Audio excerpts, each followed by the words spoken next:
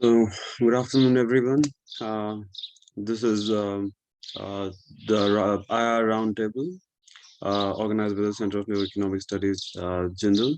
And today the topic is going to be about the political crisis in Pakistan and its implications for India.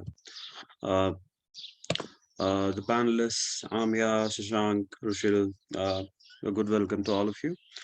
Um, so, we have observed the turmoil through which the neighborhood is going through which the neighborhood is going, and the last month and a half or around 2 months hasn't been really the smoothest of journeys for the Pakistan's political trajectory. I mean, um, there was a rumor circulating about the changing nature of relationship between the Imran government and the military establishment, and it capitalized into something into this weird mixture of a conspiracy theory slash outside interference slash internal turmoil during the vote of no confidence against the Imran government. Uh, the government collapsed after a long drawn out fight in the parliament of 2 weeks, and since then this coalition government has had a hard time, which consists of Pakistan Muslim League Noon, Pakistan Muslim League Nawaz, the Pakistan People's Party, and about 12 smaller other parties.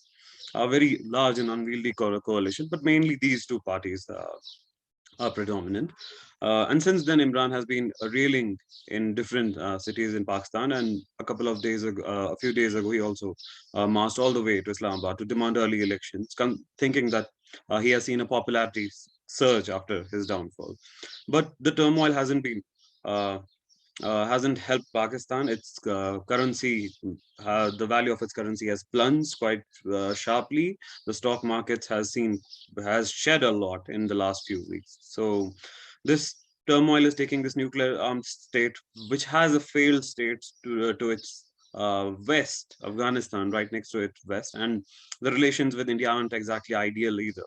So where does this journey take Pakistan, and what implications does this current turmoil have for India? So start with, if any one of you, Amia, you can start with. What do you think is the present nature of the crisis in Pakistan?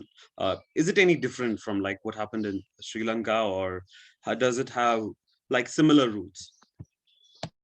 So the opposition justified the no confidence motion by claiming that the economy hadn't been managed properly by Imran Khan's government, and that Pakistan was facing an inflation crisis where the rupee had hit a historic low of 180 rupees against the dollar, and growth had been extremely slow. Even fuel and food prices had risen by 15%. So while this makes one think that the nature of the crisis was like Sri Lanka and it was economic in nature, it wasn't, because the real reason behind all this was that Khan had lost support from the Pakistan military, who were instrumental in making him the prime minister, and who, as we know historically, have a very powerful position in Pakistani politics, and they use the economy as the basis for the motion. So essentially, what had happened is that um, the chief of army Bajwa, he wanted to transfer General Faiz Hamid from his post as the chief of the ISI, and Khan had resisted to this because he wanted Hamid to be Bajwa's eventual successor. So he took weeks to approve Bajwa's choice for the new ISI head, and in a way, because of this, the opposition was relieved that Hamid couldn't be army chief, because that would give Khan absolute and indefinite power. And in addition to this, his foreign policy wasn't approved by not just the army, but the civilians as well, because he had opposed the US and Western allies. And usually matters of national security in Pakistan were mostly dealt with by the army. And to reiterate, while the cause for the motion has been said it was economic in nature, all these factors had a very important role to play in, and it shouldn't be confused with the Sri Lankan economic crisis, because this is more of political instability in Pakistan. So essentially, the economic crisis followed what actually was a long simmering tension between the military establishment and Imran government. Uh, Sashank, you would like to follow up on that point? Yeah, just building on Amiya's point, even though the root causes of the turmoil in Pakistan is different from what we observed in Sri Lanka, the characteristics do, after some time, the characteristics do start to resemble it, because the political crisis, that which kind of was different, kind of gave rise to this economic crisis, which kind of which had some similar characteristics with the Sri Lankan economic crisis as well. We saw budget deficits going high. We saw foreign exchange reserves plunging. Even both the countries as well tried to go for an IMF bailout as well. And at the same time, if you see the fiscal mismanagement really kind of got to them because of their because of borrowing lots of loans, especially from the Chinese. So these are some of the factors as well that I think we need to take into consideration while discussing the political turmoil in Pakistan as well. I mean, that's a fair point. There, there are quite a lot of similarities between the economic situation of the two countries, and a significant role played by China in sort of ensnaring the economies of both nations and tying them with the Chinese projects. Uh, However, it does seem quite remarkable that maybe this government would have continued despite the economic crisis if a political crisis with the military hadn't sort of escalated to this level. So, in that respect, we can say that that is the, as Amiya pointed out, that is the biggest distinction and the only and the most important distinction between the two crises. However, all the other similarities are still present there. Rushil, you want to make any comments on this? No, but I do agree with the aforementioned points put forth by Amaya and Sashank. I think they were very concise. They put and actually explain the intricacies of the situation that we're facing, because I think from the outside, what we see is just political instability, but I think more than political instability is just a culmination of a lot of factors. Same with Sri Lanka, and I think similar in the case of Pakistan as well.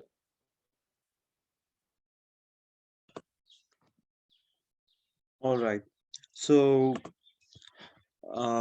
after the relationship between the Imran government and the Indian government weren't really like the most ideal of relations, even in the contentious history of the relations between the two. Uh, uh, Events like Balakot and Pulwama attacks and the subsequent suspension of cross LOC and cross-border trade and the downgrading of relationships, everything happened during this time, along with the revocation of Article 370 that had an impact. Uh, However, uh, since the Shahbaz government came, Prime Minister Modi was one of the first for foreign leaders to congratulate him, and and legitimize the present government in Pakistan.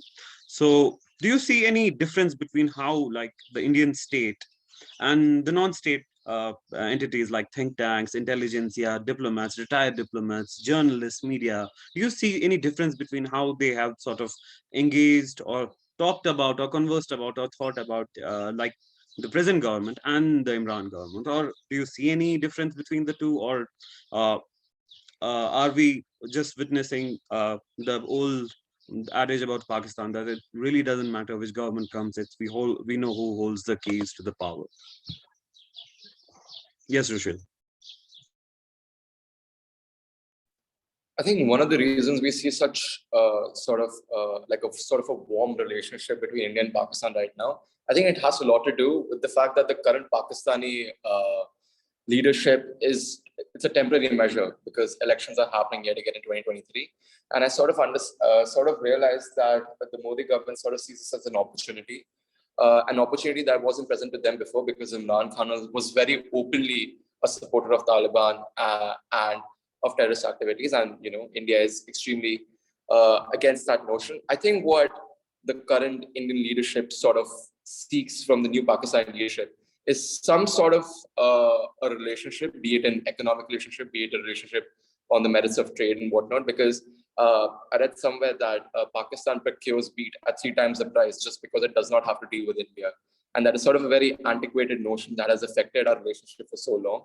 And I believe Modi, in this entire gamut of Atmanirbhar India and whatnot, wants to establish trade deals. And if it can establish a trade deal with Pakistan, not only does it set a precedent for future healthier relationships, it also helps us navigate the Afghanistan issue, because Afghanistan has become a theater of problem for us, especially with the resurgence of terrorist groups in there, especially Taliban leading the country formally now.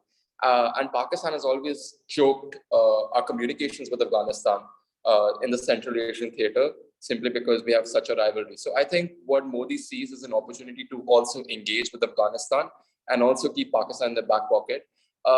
For the question that will India be as cordial as it was with Sri Lanka with Pakistan, I sadly don't foresee something like that, because in Sri Lanka, even though there was militancy and there was a huge ethnic aspect to the fight, Sri Lanka has never had that sort of a contentious history that Pakistan has had.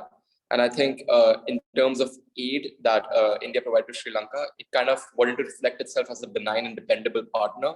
But when you have ragged a country in the UN with regards to Kashmir and whatnot for 50 years or so, or maybe more than 50 years, you really don't see any benefit to showcase Pakistan that you're a dependable actor or a dependable partner. So yeah, I don't foresee that happening. That's a valid point. Anyone else who wants to add to that? Please go right ahead.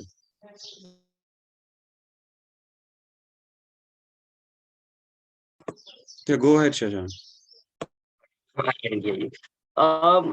I think how we can view the present Shehbaz government and trying to reconcile the relationship is regarding with trade. I think the potential in one of the articles, I don't recall which one exactly, the potential for the India-Pakistan trade is close to around $38 billion. But even in 2018, even before the Pulwama attacks, it was only $2 billion or so.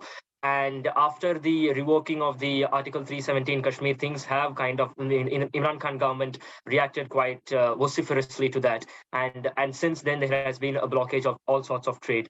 And so the change in government right now in Pakistan, even if it's interim and the elections are coming up, we can view them somewhat towards trade, because Shehbaz, his government he's a more seasoned politician, and he's kind of an advocacy of the free trade as well.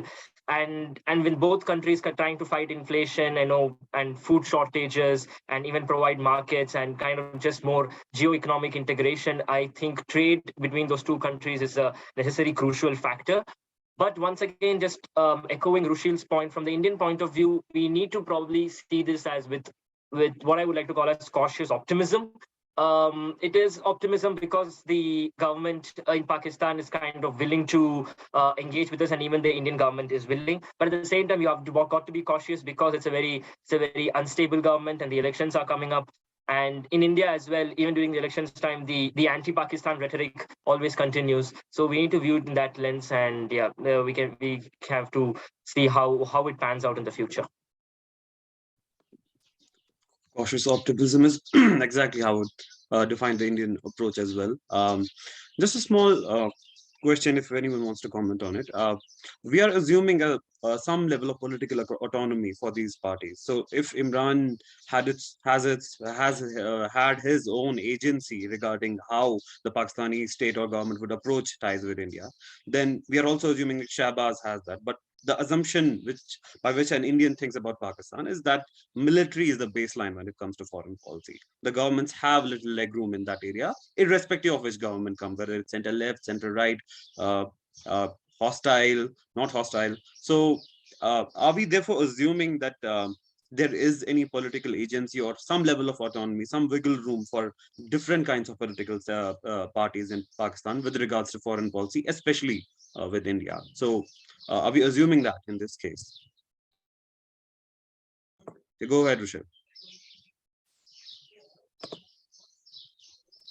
I think because we saw such a bifurcated and frosty relationship between the political leadership, which was headed by Imran Khan, and by the army leadership, I think the army sort of understands that nothing can get worse from that, the relationship it had with the Imran Khan leadership. And I think, of course, the army always has a say at whoever's on the top. And since the current prime minister is from a rich political heritage, there's sort of a know-how as well. There's a sort of an understanding that they have cultivated. And I think that has contributed to sort of a stabilized relationship currently, if you can see, although there's a political crisis happening, there are signs of a stabilization occurring, simply because there's an understanding on both sides that this is a temporary situation right now. We need to make the best of what we can currently. And also because there's a certain degree of familiarity between the two. So yeah, to answer your question, I would say, yeah, there is a current effort on both sides, I believe, to make this relationship work and sort of uplift Pakistan from this political crisis, because they understand they can't go through something like this ever again.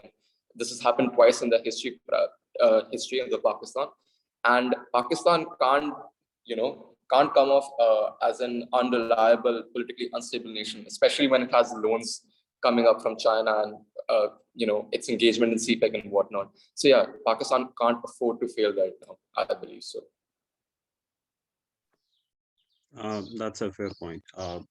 With regards to the next question, so how can India use this period? Let's say the present government completes its term. Let's say it's stable enough to have some sort of a working relationship with army and then create a coherent, if not a proactive foreign policy. So how can India use the present crisis? Because you shouldn't let a good crisis go to waste. How can India use the present crisis in Pakistan to sort of help it get some things for itself with regards to its interests in Kashmir or Central Asia or Afghanistan? I mean, anywhere where Pakistan comes in between, a Pakistan in crisis, a Pakistan which has some kind of a need for outside support and less hostility for India might not be in a position to resist giving concessions. So let's just say the ceasefire of 2021 on the LOC between the two armies. It was effective because the position in Afghanistan didn't allow Pak army to engage with Indian army on LOC for a long time. They needed a stable front. When Pakistan finally relented and let the Indian wheat supplies go to Afghanistan, that was not out of benevolence. It was more out of that the situation in Afghanistan was getting so bad that Pakistan had to take a decision at some time. So we are witnessing something similar right now. It has its internal dimensions in Pakistan. But how can India use any of this to sort of help move forward its interests with regards to Central Asia, Afghanistan, Kashmir? Any thoughts on this? Or is it just like a frozen stalemate on all those fronts?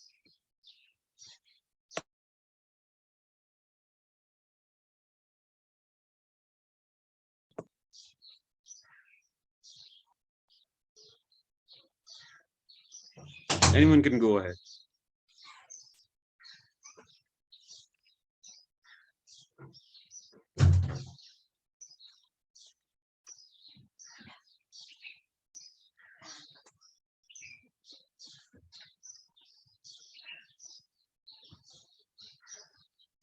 Yeah, I mean.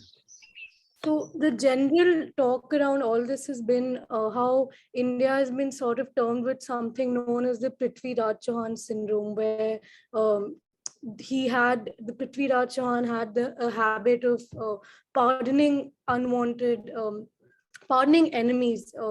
And this was an unwanted habit and sort of looked down upon, but in a more constructivist sense, in a normative sense, that if somebody is going through a bad time, to let them deal with the crisis and not interfere. But I think general talk right now, how at least academia and practitioners are thinking about it, is that it makes complete sense to sort of strike while the iron is hot and to make use of this crisis. I think it's too soon to, since it's a temporary government, to think about how this may affect Kashmir. But it definitely will, because right before this, I think it was during Imran Khan's government, he was a strong critic of Modi one, but there were the ceasefires in Kashmir had sort of stopped. And with the new government, that is a possibility. Not stopped, but it was the lowest ever yet. So with the new government, that is a possibility, and that India definitely has to think about this strategically and not pardon the enemy's behavior because they're going through a crisis, but think about this in a historical sense and also make use of this opportunity. You can go ahead, Rushil. Yeah, I just want to bring one point up. General Bajwa, who is the army chief in Pakistan, he's set to retire in November, and he has equivocated a sort of a want to have a dialogue with India. India has currently rejected that dialogue, but I believe this is a caveat and this is an opportunity for India to extend an olive branch and sort of have a conversation with Pakistan. Usually, we have always been the ones who are pushing for a dialogue, but for the first time, I believe Pakistan is also sort of issuing a dialogue, and I think this is a vast importance because whenever we've had a dialogue, I believe our dialogues have sort of pertained regarding the line of control most of the times, and sort of in the recent years, our line of control, our dialogue regarding the line of control has sort of improved. We've sort of gained a better understanding because there has been conversation on both sides. I believe with the retirement of General Bajwa in November, we have a very small window, I think like a 4 or 5 month window, where India can certainly gain some dividends from the dialogue with General Bajwa, because General Bajwa is the most powerful man in the country currently. He is the army chief, and amidst the political instability, he is the go-to man. So I think on a defense perspective, India must sort of initiate a dialogue, or not even initiate a dialogue, just engage in a dialogue, because this is a time where I believe Pakistan has really let their guard down, and Pakistan understands that it needs to stand up again, and it is sort of shed its, in a certain regard, to a certain degree, it has shed its ego, and I believe India and Pakistan should engage in dialogue, especially with regards to defense. Fair point. And I'm going to end with the gloom and doom scenario as usual. Let's say the prices just gets worse and there is no remedy to it. I mean, it's always best to sort of think of the worst case scenario and prepare for it. Let's say the crisis is not going anywhere. This instability in Pakistan is chronic, and this is just the present in manifestation of that chronic instability. And the civil-military relations tussle remains like that. There remains a terrorist regime in Afghanistan right next to it, and the insurgency in Balochistan and tribal areas worsens. And this insurgency sort of has the potential to this instability has the potential to peter down to India. What are the options that India have? I mean, what can the country do to extricate itself from the situation, or maybe find a solution? Where do you see the situation panning out in the worst case scenario? I mean, I'm not talking about like a complete breakup or state failure, but chronic instability. So are things going to remain more of the same? Because that has been like quite the trend for in the Pak history. I think just a general comment on Pak history. Ultimately, I think for the first time in many years, there was a for the first time, there was a no confidence motion, and it was not carried out. Everything was carried out as per the constitution. And this was the first time in the history that a prime minister was actually removed by a vote and not some external circumstances. And many people look at this as an end of coups and are looking at this from a more optimistic point of view, because even though PTI supporters have, I mean, taken on the streets or had rallies, they've mostly been fairly peaceful. And I think, commenting on what you've said, the new government will have to come up with robust economic plans and foreign policy, and also govern domestically very strategically, because one, as I think Rushil mentioned, the loans, they're going to have to pay back the loans. And while IMF and other bodies have put a pause to them submitting annual budgets, they're going to have to eventually do that. So to ensure that, I mean, I know you gave a worst case scenario, but just to end on a slightly optimistic note, it may not go there if they submit their annual budget, and even appointing the new chief of army staff, if that's done in a clever manner, then it may not have to go to that extent. And even if the payment crisis is dealt with by taking loans from Saudi Arabia, UAE, China, which is all this has already been spoken about, it may not end in such a way. No, anyone can follow up on that. I mean, yeah, just adding on to Amiya's point as well. Pakistan has never, we have never had a cordial relationship with Pakistan. The best of relation was the 1999 when Vajpayee went and visited Lahore. And even after that, just 2 weeks after that, we had the Kargil war. So, yeah, even in the worst case scenario, I think the burgeoning political crisis in Pakistan actually makes it difficult for India to establish its presence in Central Asia, which it's trying to do, and especially trying to counter the Chinese influence there. The more and more political instability that there is in Pakistan, they would look for alternatives to somehow bail them out. And if the IMF is not willing to, they would try to, of course, turn to either China or Saudi Arabia. As a result of which, India would kind of be at a back foot. And with the whole, Chinese investments are quite a lot of there. They are building ports, solar panels, hydro panels, the Gwadar port as well, just like the Hambantota port. So I think in worst case scenario, the political crisis is somewhat it actually again puts India on the back foot, wherein their efforts and attempt to kind of build a better relationship not only with Pakistan and Afghanistan but also towards Central Asia would be stalled. Yeah, Rushil. Yeah, to add to the dystopian image that we have been asked to put on, we could say that Pakistan is a country that is emerging out of, just like every other nation, the COVID-19, and South Asian nations were particularly hit hard with the coronavirus pandemic simply because the sheer amount of people who contracted COVID, not only in India, but also on the Pakistani side. Secondly, what is not helping Pakistan right now is the Russian-Ukraine crisis and the energy shocks that every country has had to deal with. India, not so much, because India is getting fuel prices at a discounted rate, but Pakistan is. And Pakistan, as a result of the increasing fuel, as a result of the increasing fuel prices per barrel, has had to charge more of, the consumer price has increased for the fuel prices in Pakistan as well. And that is a recipe for disaster, considering that you have inflation and political instability. So I believe Pakistan is in a very tricky situation right now. And it is not far from the dystopian image that, you are talking about. It is actually pretty close to that. What we are seeing, however, for the first time is this trust in bureaucracy. As Amiya had pointed out, that for the first time, there wasn't a coup, which is very reminiscent of Pakistan, but they actually believed in the judicial and the bureaucratic structures to remove Imran Khan, which is a very healthy sign. It sets a good precedent for any future removals or any future no confidence motions and whatnot.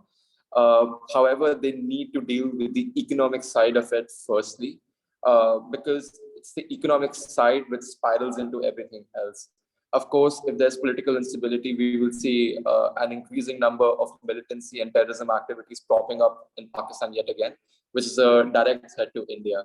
So India also has a vested interest in saving the Pakistani political crisis. It's just a question of managing egos right now. And if this political crisis is averted, which seems very unlikely considering the amount of debt Pakistan currently has and the bailouts it's asking from not only the IMF, but also China and their multilateral development banks.